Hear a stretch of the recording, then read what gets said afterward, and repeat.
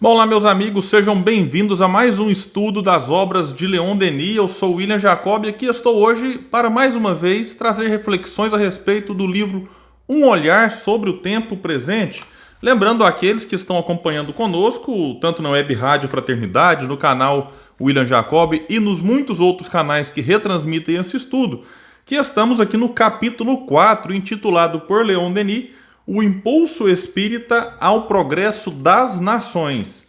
E aqui ele vai dizer então, quem estiver acompanhando com o livro da editora CELD, esse que eu estou mostrando para quem está no vídeo, para quem estiver acompanhando apenas pelo áudio, é a primeira edição do CELD, página 59. Ele vai dizer que é verdade que o Espiritismo, às vezes, é apresentado de forma muito negativa por certos adeptos. Aí alguém pode pensar assim, por que acontece isso? Denis vai explicar. Seja por ignorância, a pessoa ignora aquilo que realmente é o Espiritismo, ela ignora alguns conceitos básicos, ignora, digamos, o bom senso que Kardec teve, que muitas vezes nos faz falta. Enfim, ela ignora diversas coisas e acaba, por conta da ignorância, fazendo, de certa forma, o que Denis fala aqui, apresentando o Espiritismo de forma negativa. E o outro motivo é que Denis vai dizer que pode ser com um fim interesseiro, ou seja, a pessoa tem algum interesse pessoal em fazer esse tipo de apresentação.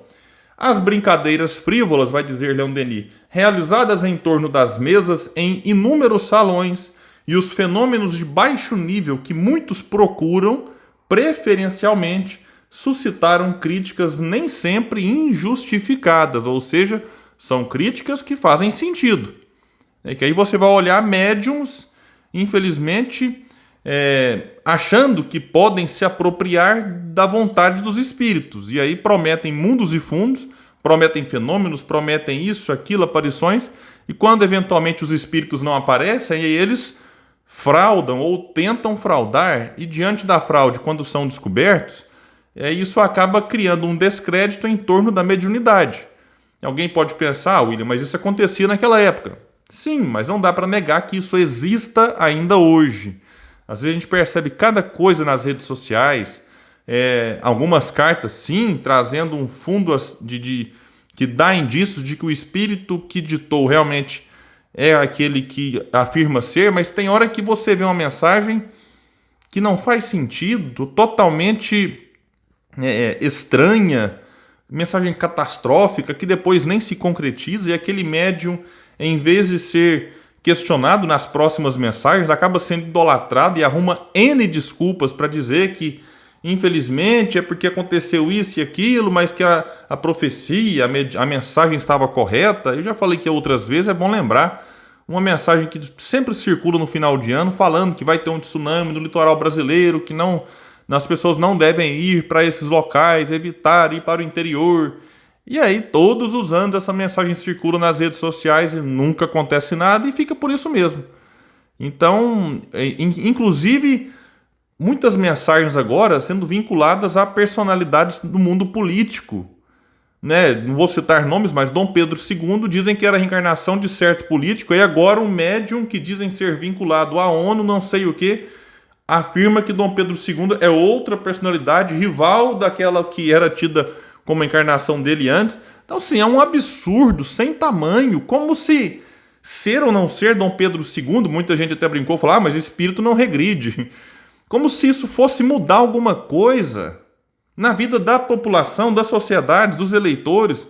Enfim, que tipo de benefício, com todo respeito que eu vou afirmar aqui agora, uma bobagem dessa traz? Então isso, embora alguns médios não sejam espíritas, e aí eles têm o direito de falar o que quiserem, mesmo os que são espíritas, tudo posso, nem tudo me convém, é bom lembrar de Paulo, a gente não pode negar que, infelizmente, esse tipo de mensagem, de possível adivinhação, de especulação, acaba respingando, naquilo que a gente tenta fazer. Aí é claro que alguns podem olhar e falar, nossa, mas é bom que certas polêmicas venham à tona, porque diante da polêmica, algumas pessoas podem ter a curiosidade de realmente entender como funciona essa questão de reencarnação. Esse é um outro aspecto. Isso pode ser sim olhado sob um ponto de vista mais positivo, mais otimista. mas o que não nos tira a possibilidade de olhar para isso e ver o absurdo que ele traz. Então esse é um ponto importante. E detalhe, as pessoas que não são espíritas ficam também esperando ver o que os espíritas falarão a respeito disso. Será que os espíritas vão, é mesmo, nossa, que bacana que você descobriu agora que Dom Pedro II está reencarnado no Brasil, só que vai ter que ter uma definição, em quem, né? Ou se o espírita vai dizer, olha, Kardec não recomenda esse tipo de postura e tal, porque a pessoa pode ver, opa, peraí, o espírita tem bom senso. O espírita não sai acreditando em qualquer bobagem que circula na internet. Então é interessante que nós, os espíritas, sempre que possível, eu sei que não dá para toda hora ficar se posicionando, mas sempre que der é interessante. Leon Denis vai continuar dizendo que, entretanto, detalhe aqui, todos aqueles que estudaram o espiritismo com seriedade sabem quantas satisfações da inteligência e do coração podem ser recolhidas na relação com os grandes espíritos. Os seus ensinamentos e as suas conversas durante o transe são como uma onda pura e regeneradora que desce dentro de nós, apazigua nossas preocupações, acalma nossas dores e nos fornece os meios de suportar dignamente as nossas provações. Por sua beleza, a doutrina dos grandes espíritos desperta um santo entusiasmo nas almas bem dotadas, exerce nelas uma espécie de fascinação benfazeja que as conduz ao desprendimento, ao sacrifício e às ações nobres. Então veja como Leon Denis faz o contraponto das bobagens e das mensagens elevadas, os benefícios, né, que estas trazem a todos aqueles que delas se beneficiam. Voltando à questão, por exemplo, das mensagens, se eu fiz aqui uma crítica a médiuns, digamos, que não cuidam bem da sua própria mediunidade, não vigiam, quanta beleza a gente pode recolher de mensagens de Emmanuel, por exemplo, e de vários outros espíritos, e vai encaixar tudo que Leon Denis disse aqui. A gente lê uma mensagem do livro, por exemplo, Caminho, Verdade e Vida, Fonte Viva, Pão Nosso, Vinha de Luz, que é essa série ali que estuda, né, as passagens bíblicas. Você pega um Jesus no Lar, ou você pega mensagens dos benfeitores, né, nas diversas obras que nós temos, por exemplo, de Ivone do Amaral Pereira, Raul Teixeira, Divaldo Franco. E a gente lê aquilo como se estivesse bebendo um líquido precioso que vai nos ajudar lá na frente. E mesmo as mensagens que não são do mundo espiritual, mas que são daqueles que, encarnados, conseguiram trazer de maneira assim cristalina a essência do espiritismo, como Kardec nem se fala, mas o próprio Leon Denis, Karl Barchutel, Herculano Pires e tantos outros escritores. Então é importante a gente olhar que assim, o que a gente está buscando? Está buscando esse tipo de mensagem ou está buscando simplesmente o fenômeno pelo fenômeno?